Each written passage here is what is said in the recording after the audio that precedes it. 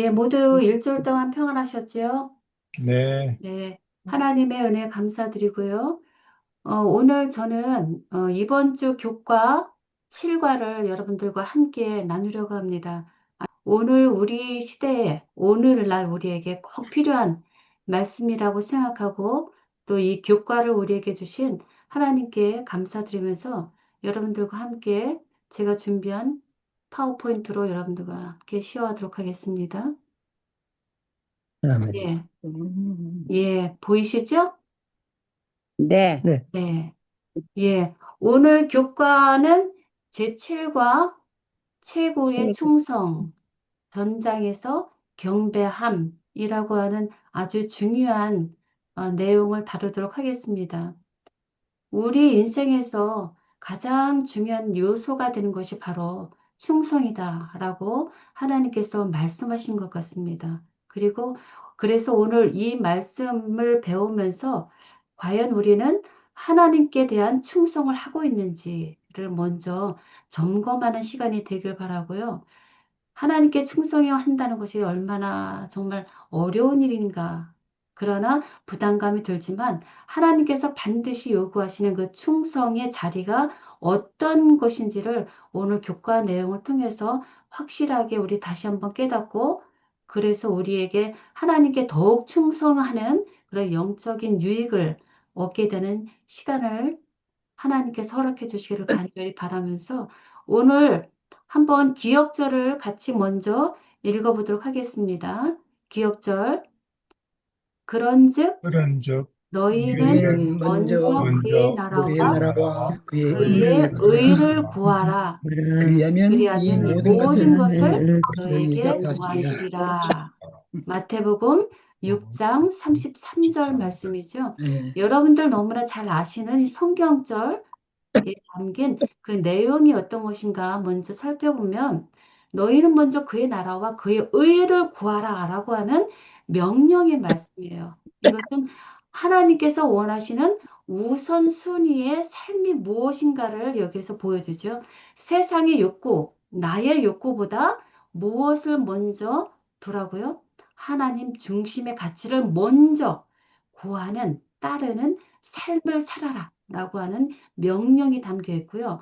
그 뒤로 있는 그리하면 이 모든 것을 너에게 더하시리라 라고 하는 성경절에서 우리는 그 말씀대로 우리가 믿음으로 순종할 때 하나님께서 우리의 필요를 채워주시겠다.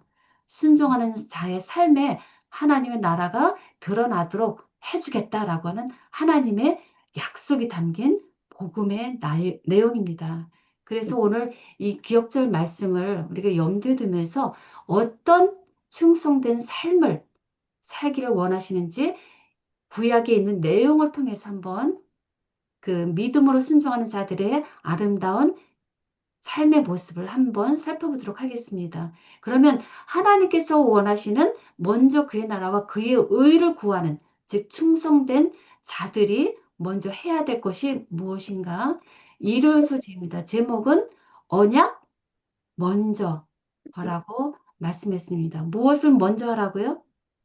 언약 먼저. 언약을 먼저 행하라고 하셨습니다. 여기 오늘 본문 여호수아 5장 1절에서 7절인데요. 여기 내용을 보면 하나님께서 여호수아에게 명령하시죠. 이스라엘 자손들에게 할례를 행하라 라고 하는 명령을 하셨어요. 이에 대해서 여호수아는 어떻게 했어요? 믿음으로 순종해서 이스라엘 자손들에게 할례를 행했다라고 말씀했습니다. 그 할례를 행한 이유는 애굽에서 나온 모든 백성들은 다 죽었지만 광야 2세대 백성들이 할례를 받지 못했으므로 이제 할례를 행하라라고 하는 명령을 하신 것이죠. 그래서 우리 서문에 먼저 교과에 있는 내용을 보면 여호수아 5장이 들어갈 때 그 당시 상황이 어때였는지를 여기 보여주는데요. 지금 여호수아 5장에 보면 지금 전쟁을 앞두고서 이스라엘 백성들에게 하나님께서 먼저 하라고 하는 명령이 네 가지 나오는데요.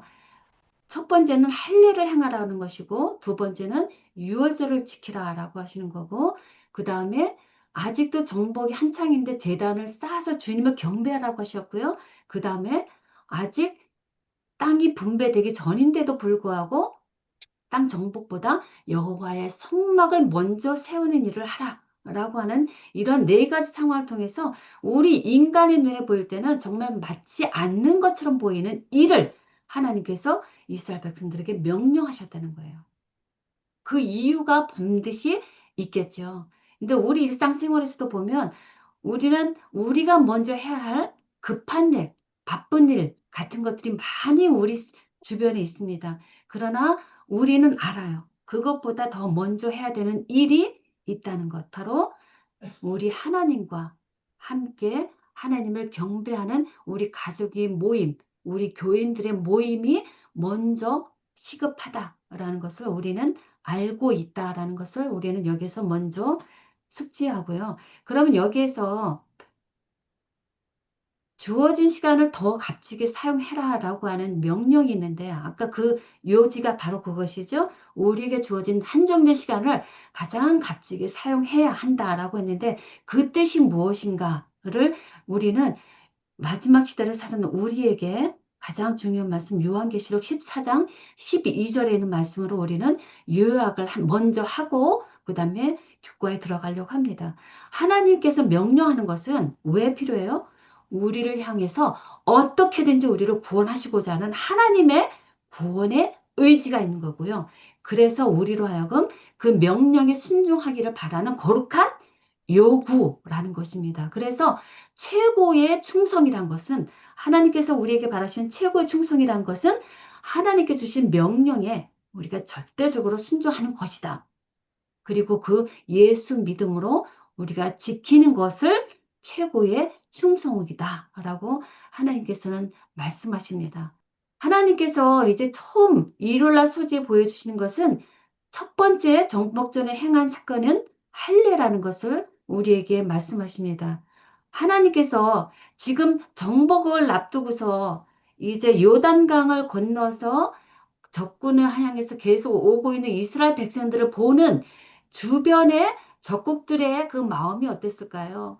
공포와 두려움으로 인해서 그들의 마음이 녹아졌다라고 여호수아 5장에는 말합니다. 그만큼 이제 전쟁을 앞둔 이스라엘과 적국 사이에는 팽팽한 긴장감이 맴돕니다. 그럴 때 서로 양 진영에서는 어떤 준비를 해야 돼요? 전쟁 준비를 해야 합니다. 그러나 하나님께서 이스라엘 백성들에게 명한 것은 전쟁을 하는 것이 아니라 할례를 행하라 라고 하는 아주 이상한 명령을 하십니다. 왜 그것을 먼저 하라고 하시는가? 할례라는 것이 무엇인가요? 할례라는 것은 먼저 할례가 무엇인지 왜 하나님께서 할례를 하라고 하셨는지 여러분들도 아시다시피 할례라는 것은 현대의 포경 수술이죠. 그래서 남성의 표피를 베어내는 행위로서 인간의 연약함을 깨닫고 하나님 앞에 겸손히 낮아짐을 상징합니다. 이것은 창세기 17장에서 하나님께서 아브라함과 후손에게 주신 언약의 표징으로 주신 의식입니다. 그 할례에 담긴 뜻은 하나님과의 언약 관계가 이루어졌다라는 뜻이 있고요. 그리고 우상 숭배를 거부하고 오직 하나님의 율법, 말씀에만 순종하겠다라고 하는 서약이 담겨 있고요. 그 할례를 통해서 이제는 이스라엘 백성들이 하나님께 속한 거룩한 백성이 되었다라고 하는 표식이 담겨 있죠.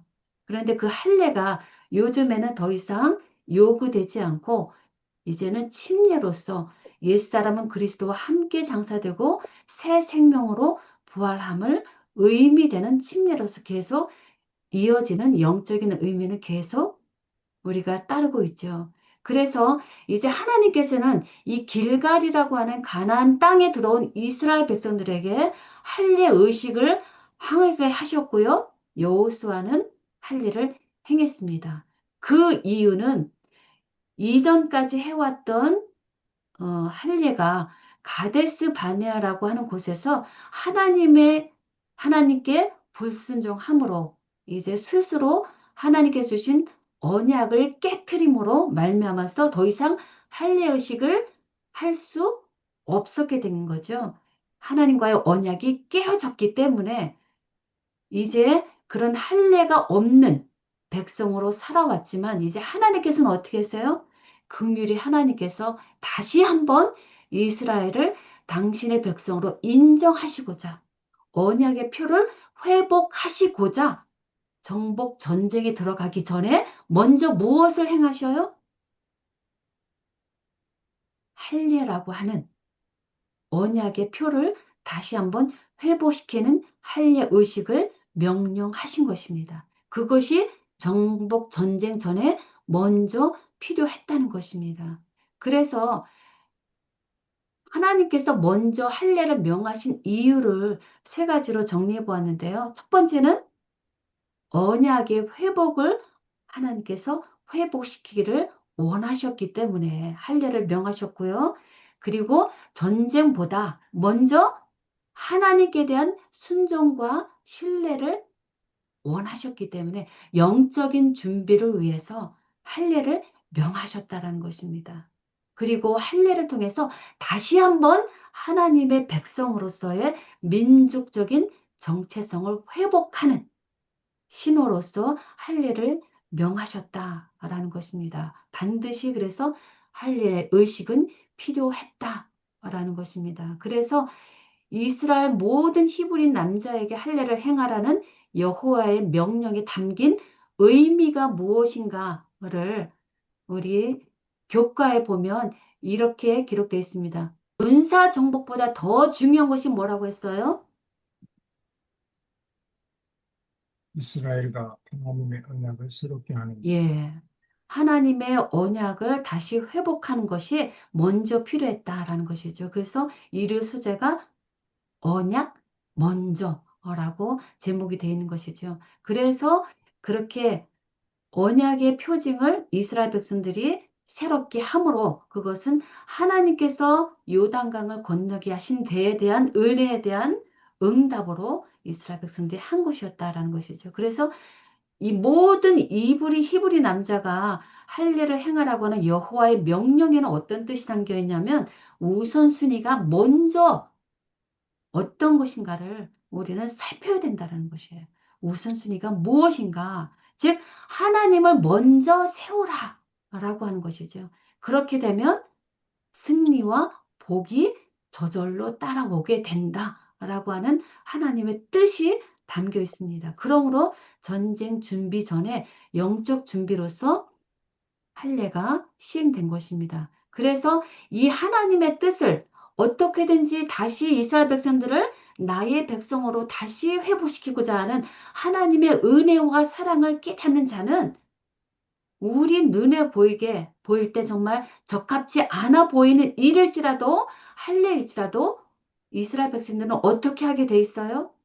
순종하게 돼 있는 네. 것이죠. 그래서 여기 교과에 보면 그들이 어떻게 반응했는가 한번 읽어주시면 감사하겠습니다.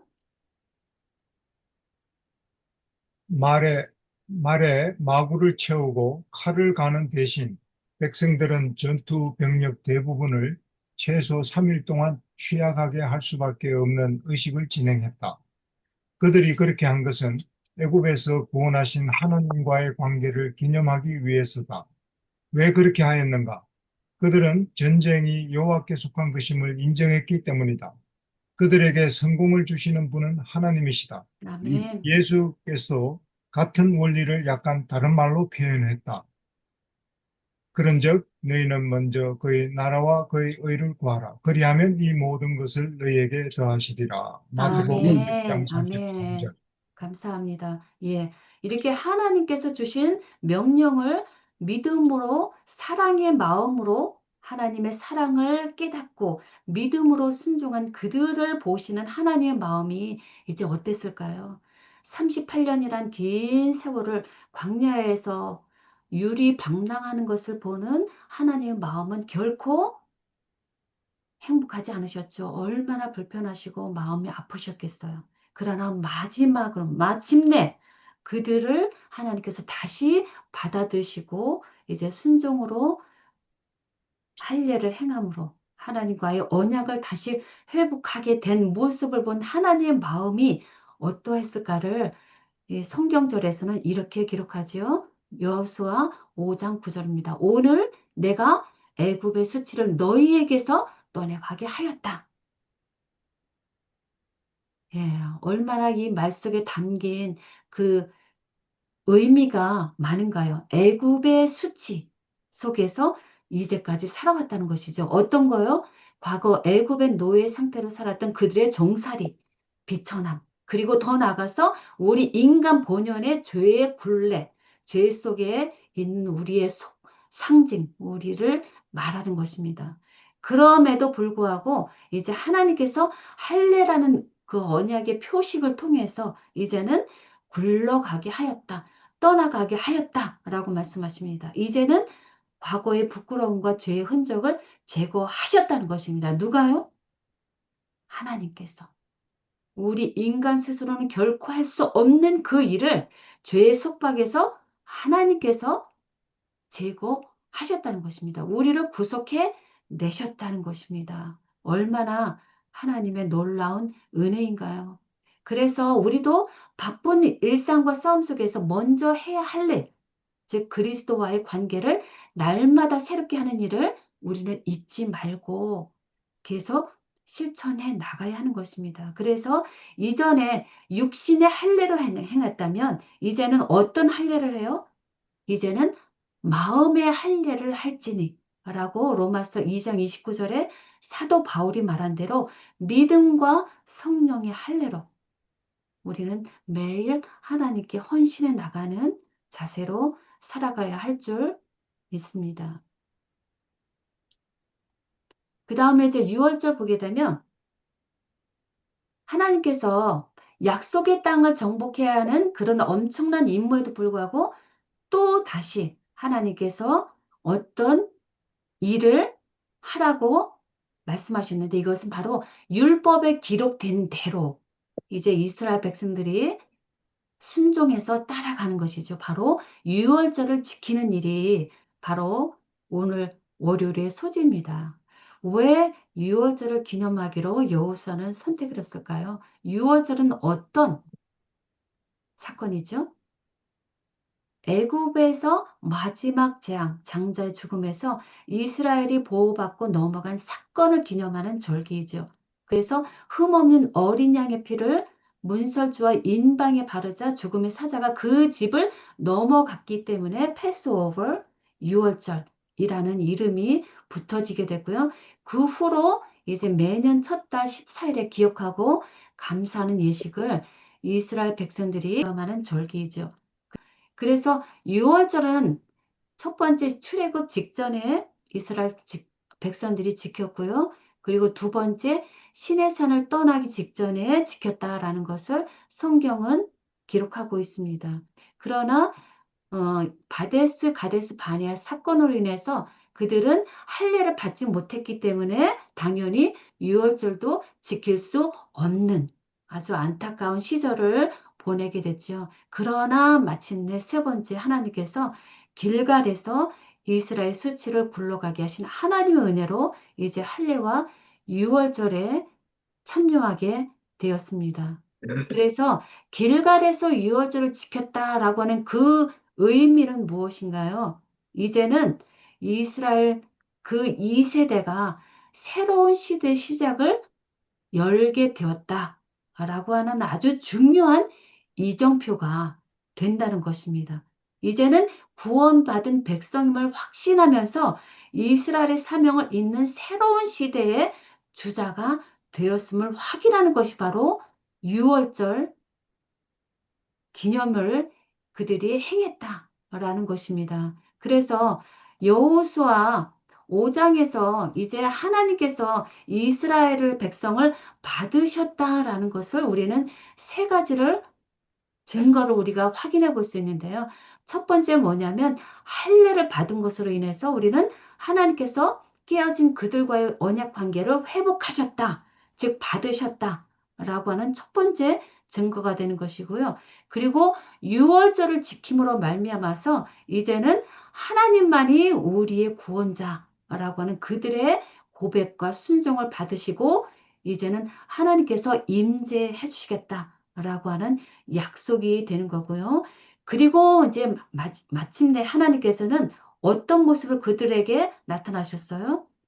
친히 예수님께서 여호와의 군대 장관으로 나타나셔서 이제는 하나님께서 스스로 주도하시는 싸움을 내가 시작하겠다, 싸우겠다라고 하는 증거로서 예수님께서 나타나셨습니다. 그래서 이제는 이스라엘 싸움이 아니라 하나님의 싸움으로 바꾸셔서 이제 스스로 싸우시는 모습을 여기서 우리가 볼 수 있습니다.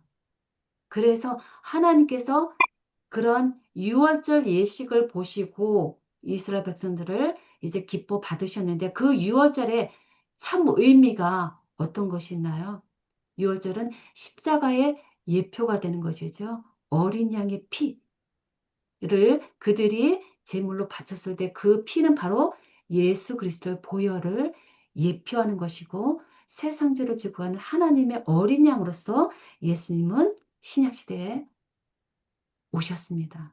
그리고 그 예수님은 돌아가시기 전에 십자가 돌아가시기 전에 주의 만찬에서 유월절을 새롭게 하시면서 자신의 희생과 구원을 영원토록 기념하라라고 우리에게 주의 만찬을 우리에게 넘겨주셨습니다. 그러므로 우리는 성만찬 예식을 통해서 어린 양의 혼인잔치에 들어갈 백성으로서의 소망을 가지고 예수님을 다시 만날 그날을 우리는 기념하면서 살아갑니다. 그래서 어린 양의 피로 이스라엘이 죽음에서 건진받았듯이 우리는 어떻게 구원받았어요? 그리스도의 피로 죄와 사망에서 구원받았음을 우리는 매 순간 기억하면서 더욱 예수 그리스도의 십자가를 바라보는 삶을 살아가기를 소망합니다. 음, 그 다음에 이제 세 번째 화요일날 수지는 새롭게 하는 제단입니다.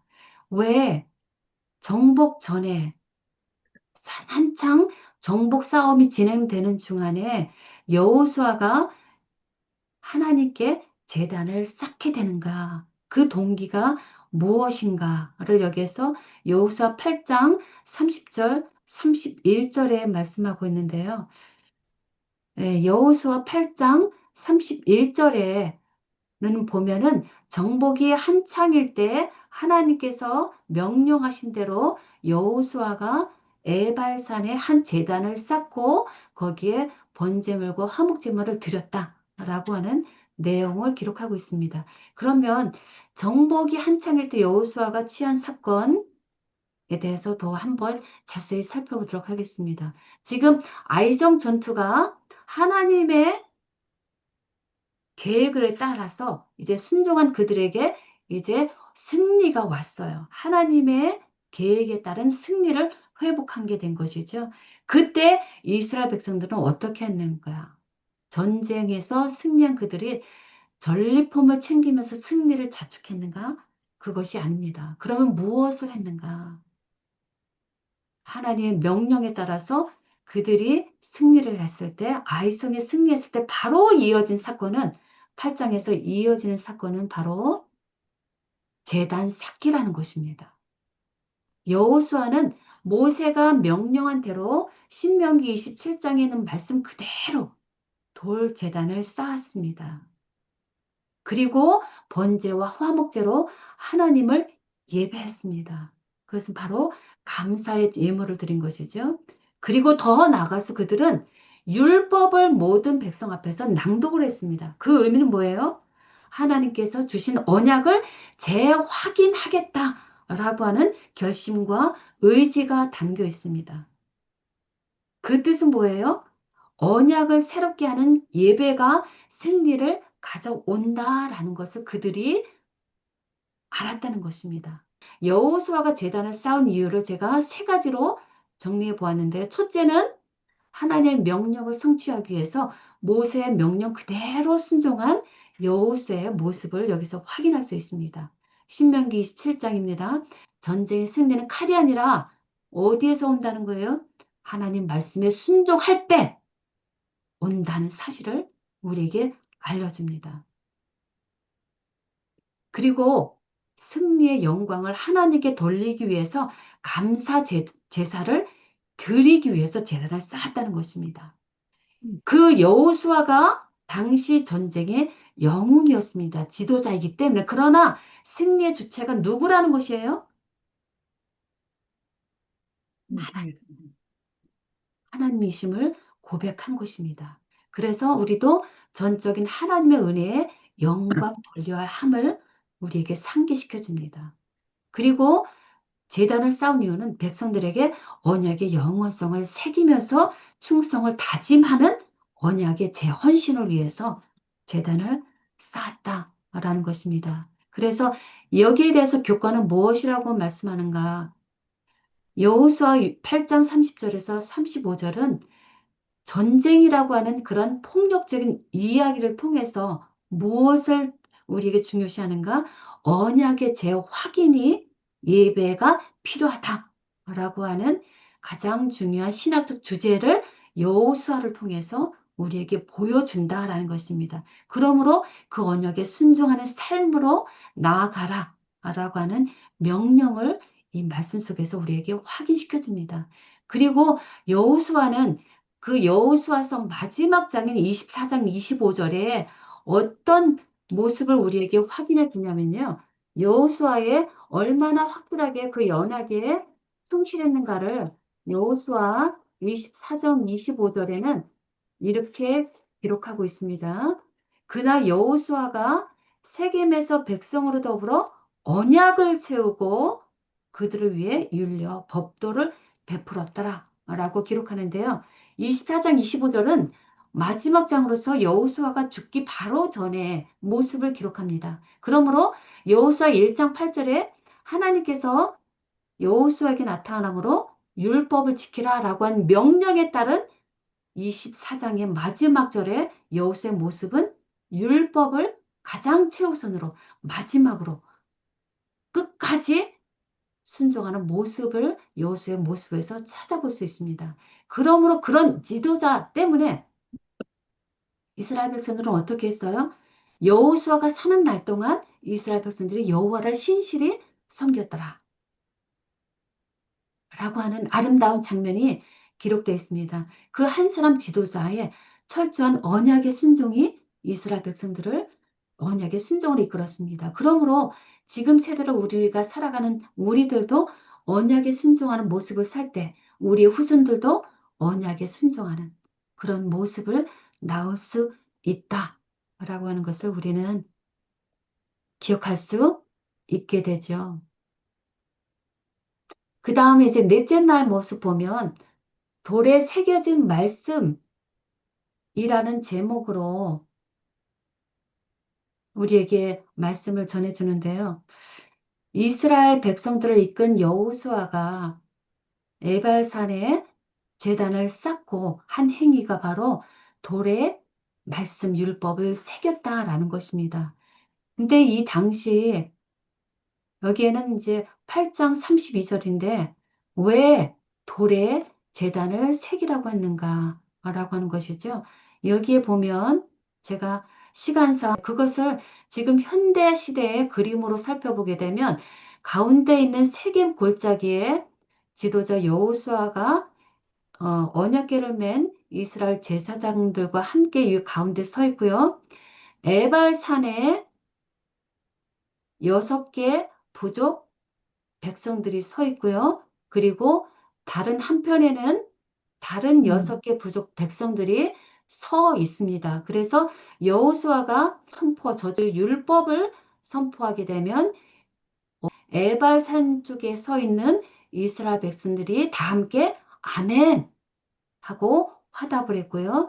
요거 기억해 두세요. 그래서 에발산은 저주의 산이다 라고 이름이 붙여지고요. 그리심산은 축복의 산이다 라고 일명 불리기도 합니다. 근데 여기에서 보면 이제 교과 내용인데요.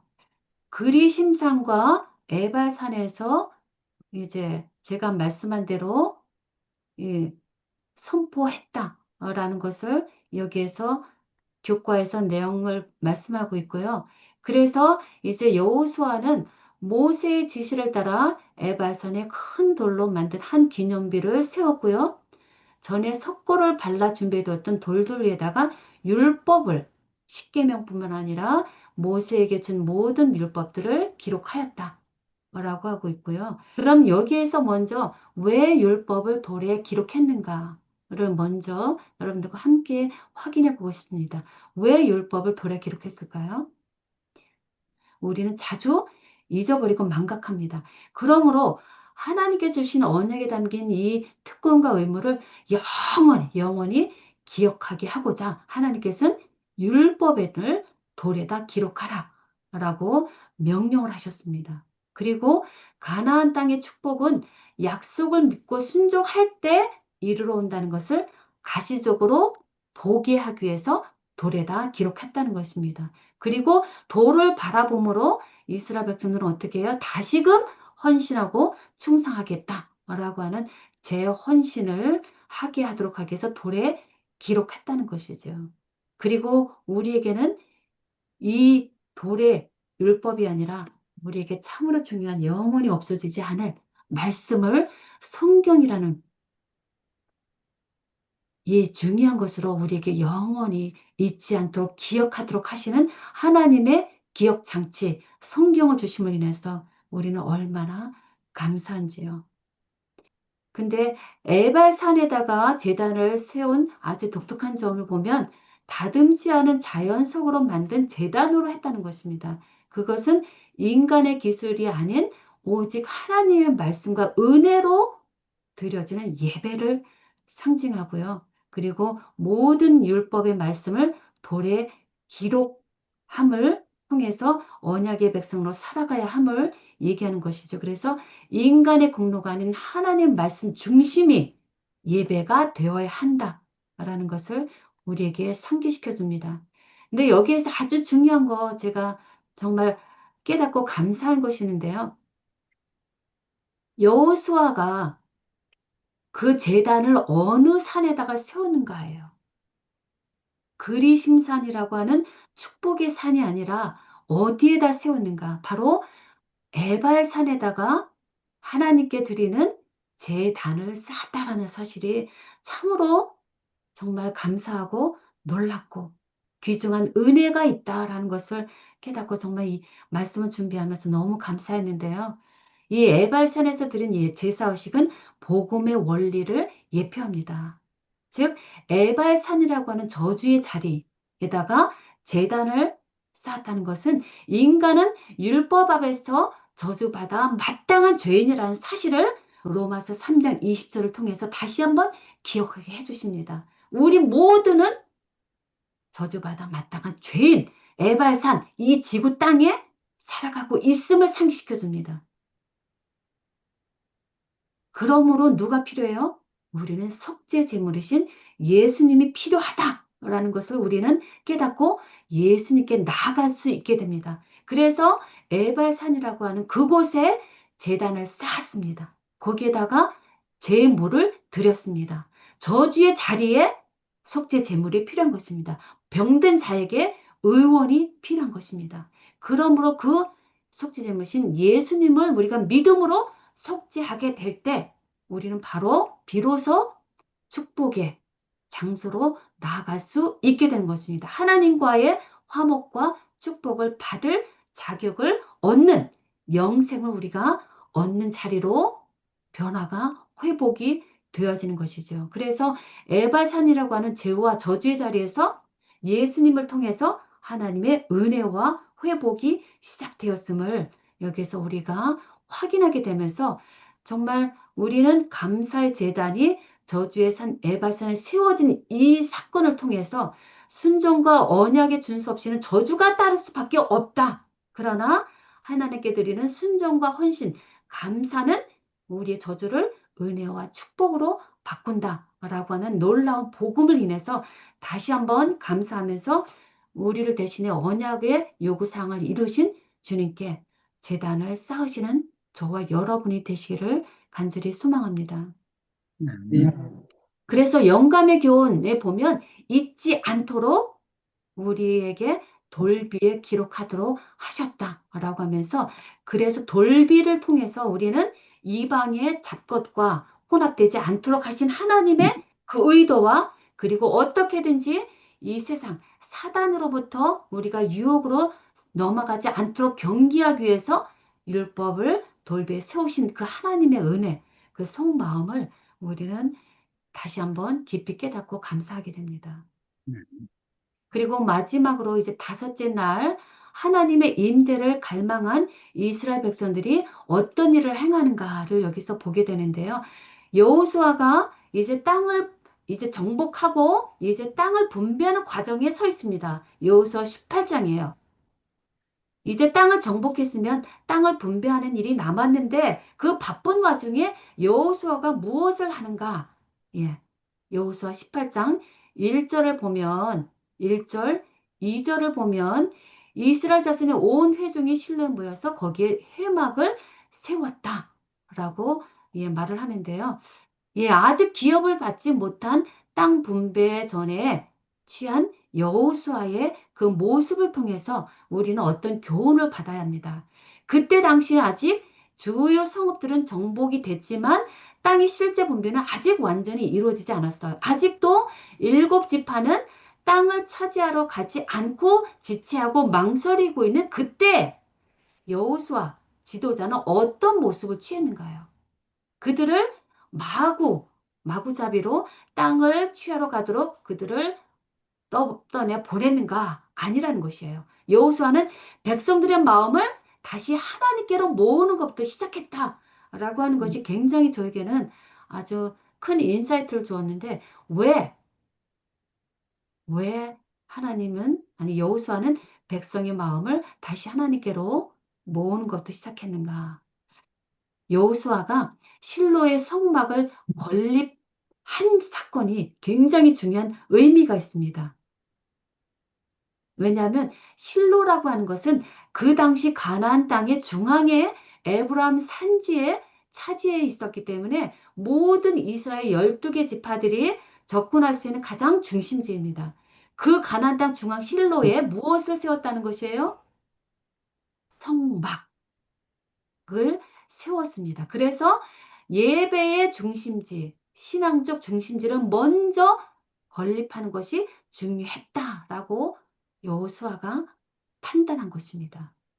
그래서 성막을 건립함으로 하나님이 그들 가운데 계심을 그들로 깨닫게 하기 위한 목적이 있었습니다. 그래서 하나님 중심의 영적인 질서를 재정립하기 위한 지도자의 마음이 말씀과 예배가 먼저인 삶이 필요하다라고 하는 것을 보여주고요. 그리고 12지파를 한 믿음과 언약 아래로 결집시키기 위한 여호수아의 목적이 있었고요. 그리고 이제 하나님 앞에서 이제 17지파들이 나가서 그려온 지도를 하나님 앞에 성막 앞에 놓고 제비를 뽑으로 말미암아서 하나님께 주신 주권으로 나머지 7지파에게 줄 기업을 분배한 여호수아의 지혜가 바로 실로의 성막을 하게 한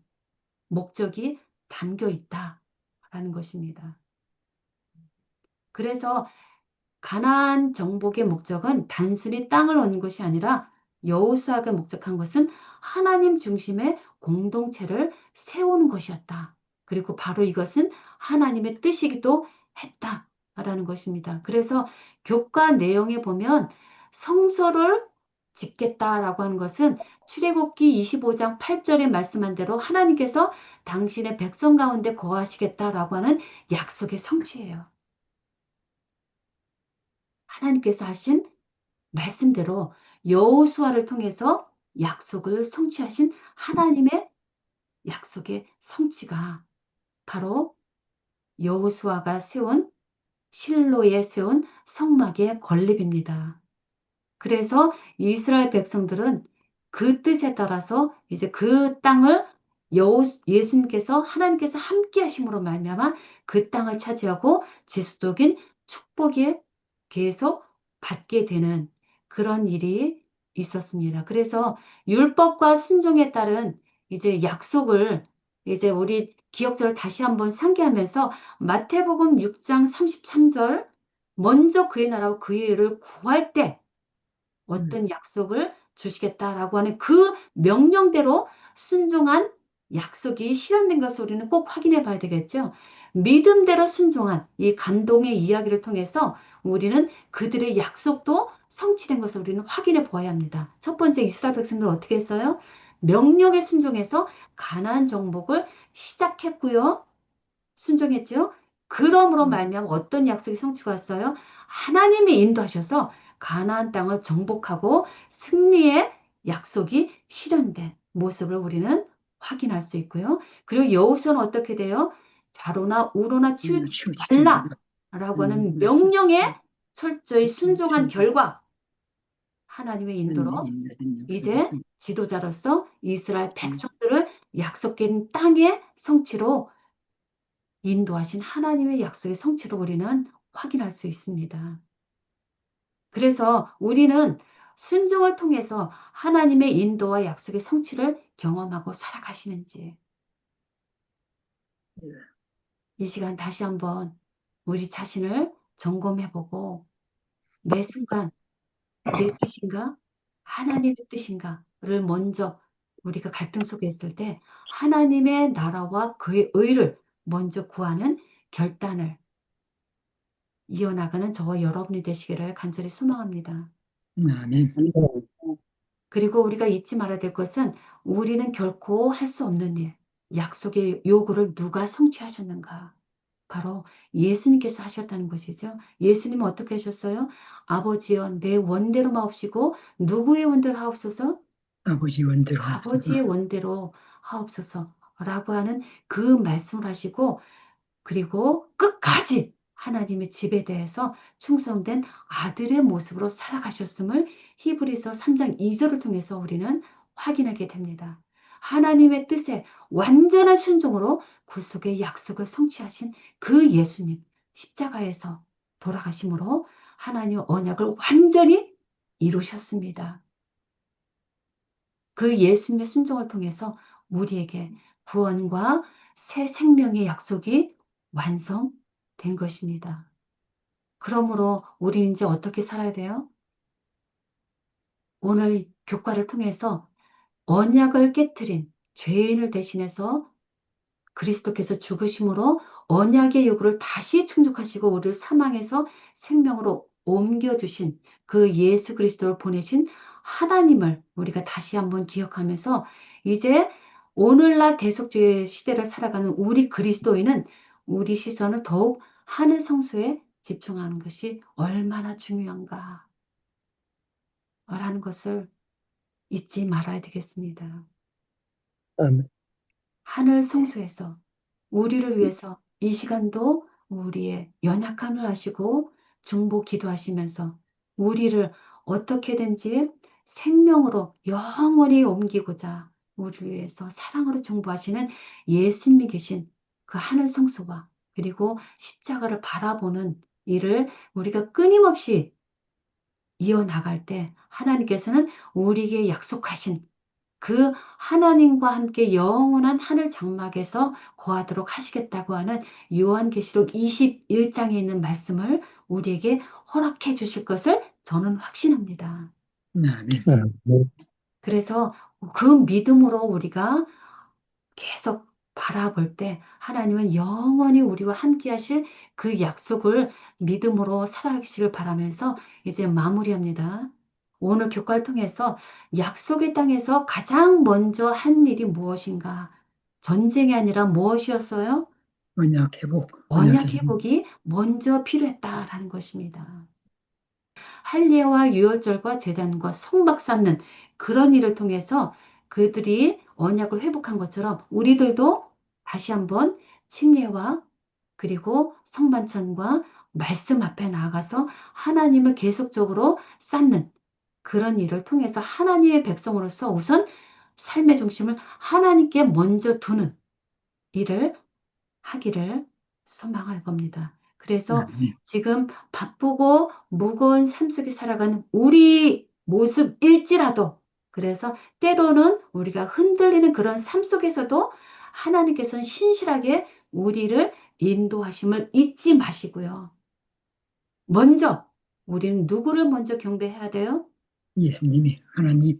예, 우리를 신실하게 인도해 주시는 하나님을 먼저 경배하고 언약을 지키면서 날마다 주님께 대한 헌신을 새롭게 하는 삶을 살아가기를 간절히 소망합니다. 아멘. 이것이 바로 하나님 안에서 얻게 되는 참된 승리의 길입니다.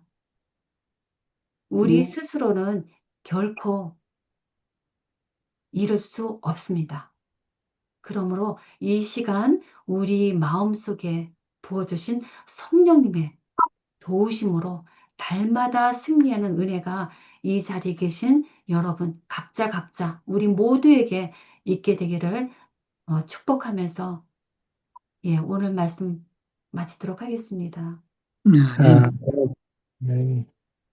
네, 네, 기도로 예, 마치겠습니다. 하늘에 계신 감사하신 하나님 아버지, 우리를 사랑하여 주셔서 죄악 가운데 살아가고 있던 저희들을 하나님 백성 삼아 주시고 또 예수님 믿음을 허락하여 주셔서 하나님 안에서 살아가는 거룩한 하나님의 백성 되도록 인도해 주신 하나님의 은혜를 진심으로 감사드립니다. 아멘. 아버지, 오늘 우리에게 주신 교과를 통해서 이스라엘 백성들을 인도해 주신 하나님의 은혜를 다시 한번 확인하게 해주심을 감사합니다. 언약을 깨뜨린 이스라엘 백성들의 불충성, 불순종일지라도 그들을 사랑하셔서 다시 한번 하나님의 백성이 되는 언약을 회복하시도록 그들을 인도해 주시고 그들에게 약속하신 가나안 땅으로 인도해 주신 그 놀라운 은혜를 감사하면서 아멘.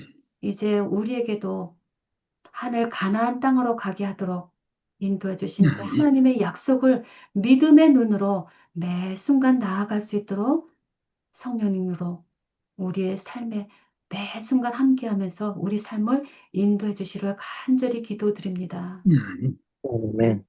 매 순간 하나님 말씀을 먼저 하고 하나님을 경배하는 삶을 통해서 하나님의 백성임을 온 세상에 증거하고 그리고 그들로 함께 하늘 가나안으로 갈 수 있도록 그들을 초대하여서 하나님께서 기뻐하시는 영혼 구원을 이루어 나가는 일을 이루어갈 수 있도록 우리에게 성령의 충만함을 허락해 주시기를 간절히 기도드리옵나이다. 아멘. 그리고 육신의 연약함과 영혼의 어떤 싸움이 있을지라도 하나님께서 긍휼로 우리를 인도하셔서 넘어지지 않고 실족하지 않고 승리하는 매일의 삶을 살게 함으로 하나님께 더욱 감사와 영광 돌리는 삶을 살 수 있도록 우리에게 함께 해주시고 더욱 충성스러운 하나님의 백성의 삶을 살 수 있도록 인도해 주실 것을 믿고 감사드리오며 예수 그리스도 이름으로 감사하며 간절히